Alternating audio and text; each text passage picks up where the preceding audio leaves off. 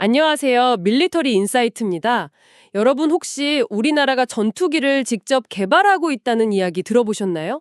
사실 세계 최고 수준 전투기들 돈 주고 사올 수도 있잖아요.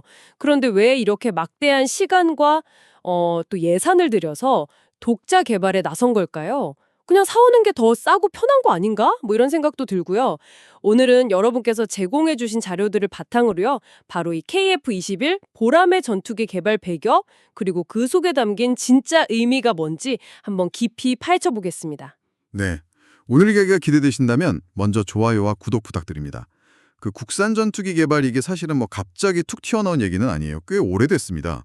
거슬러 올라가면 90년대 노태우 대통령 시절부터 구상은 있었고요. 아, 90년대부터요? 네. 그러다가 이제 2001년이죠. 김대중 대통령께서 공군사관학교 졸업식에서 연설하시면서 최신 국산 전투기를 개발하겠다. 이렇게 딱 공식적으로 선언을 하셨어요. 그때 이미 공군력의 중요성 이런 걸 강조하셨군요. 그렇죠. 전쟁을 막고 또 현대전에서 이기려면 공군력이 정말 중요하다. 이런 인식이 있었던 거죠. 와, 정말 오랜 수건이 담긴 사업이네요. 맞습니다. 그 이후에도 여러 과정들이 있었고요. 그러다가 2015년에 드디어 개발 사업이 이제 본궤도에 오른 거죠. 그리고 정말 놀랍게도 불과 6년 만입니다. 2021년에 시제기가 출고됐어요. 6년 만에요? 그 복잡한 걸. 대단하네요. 네, 물론 아직 갈 길은 멉니다. 실전에 배치되려면 2028년 정도를 목표로 하고 있고요. 그때까지 시험 비행을 거의 2,000번 가까이 해야 합니다. 아주 혹독한 과정을 거쳐야죠. 아, 그 시제기 이름이 보라매던데 이것도 국민 공모로 정해졌다고 들었어요. 특별한 의미가 있는 이름인가요? 네, 맞아요. 보라매가 원래 어린 매를 뜻하거든요. 옛날에 몽골에서 사냥매 길들일 때 보면 아주 어릴 때부터 가능성 있는 매를 골라서 훈련시키잖아요. 네네. 그런 것처럼 이 KF-21 전투기도 현재 모습에 만족하지 않고 계속해서 진화하고 발전할 거다. 이런 미래의 가능성을 담은 이름입니다. 아, 그런 깊은 뜻이. 네. 그리고 또 공군에게는 좀 특별한 이름이기도 해요. 예전에 공군본부가 있던 자리가 지금 보라매 공원이잖아요. 그래서 공군이 좀 아껴뒀던 이름이라고 할 수 있죠. 그렇군요. 근데 원래 개발 사업명은 KFX 아니었나요? 그건 무슨 뜻이었어요? 아, KFX. 네, 그게 이제 K는 당연히 코리아, F는 파이터고요. 네. X가 이제 중요했는데 experimental, 그러니까 차기, 미래, 시험적인 이런 뜻이었어요. 아하. 개발 초기에는 아직 실체가 없었으니까요. 그냥 계획 단계였던 거죠. 그렇죠. 근데 이제 2021년에 시제기가 딱 나오면서 더 이상 미래의 전투기가 아니게 된 거잖아요. 현실이 된 거죠. 네, 그렇죠. 눈앞에 나타났으니까. 네.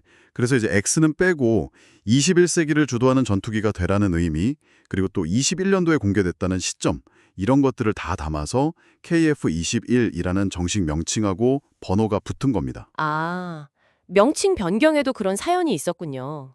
그런데 제일 궁금한 게 사실 이겁니다. 개발비만 해도 거의 8조 9천억, 양산까지 하면 20조가 훌쩍 넘을 거란 얘기도 있던데요. 이 어마어마한 돈을 들여서 왜 굳이 우리가 직접 만들어야 하냐는 거죠? 그냥 외국에서 성능 좋은 거 사오면 안 되나요? 그게 더 싸지 않을까요? 바로 그 지점이 이 사업의 핵심입니다. 많은 분들이 그렇게 생각하실 수 있는데 첫 번째 이유는 오히려 비용 문제 때문입니다. 좀 역설적이죠? 비용 때문에 개발한다고요? 더 비싼 거 아닌가요?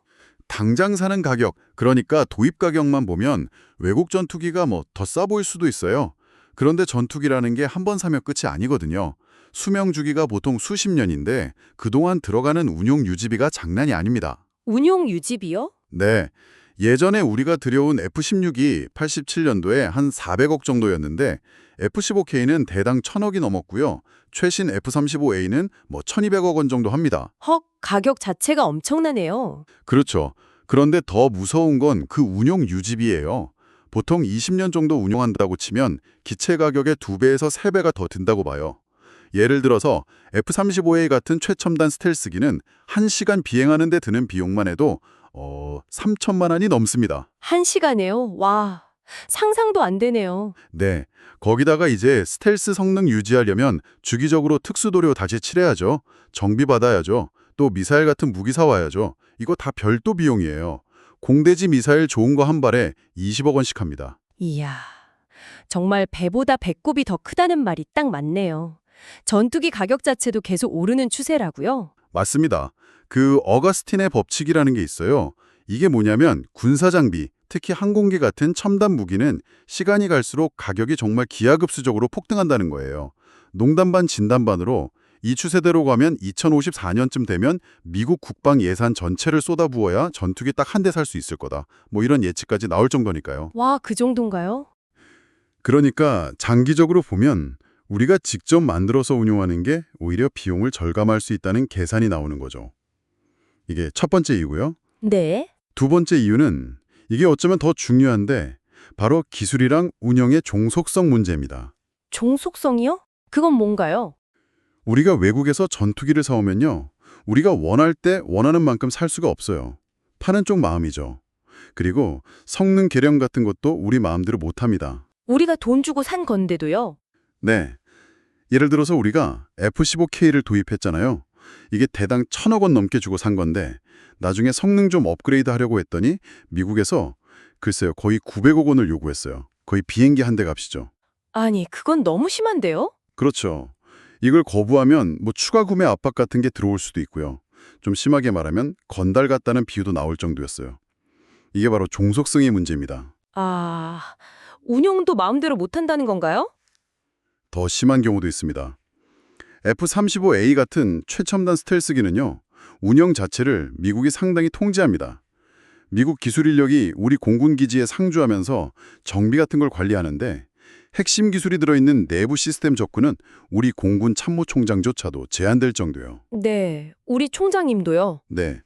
그리고 뭐 부품을 교체하거나 정비를 하면 그 내역이 전자태그 같은 걸 통해서 실시간으로 미국에 다 보고가 됩니다. 와, 그러니까 이건 진짜 내 돈 주고 산 차인데 본네트도 내 맘대로 못 열어보는 그런 상황인 거죠. 정말 답답하겠네요. 네.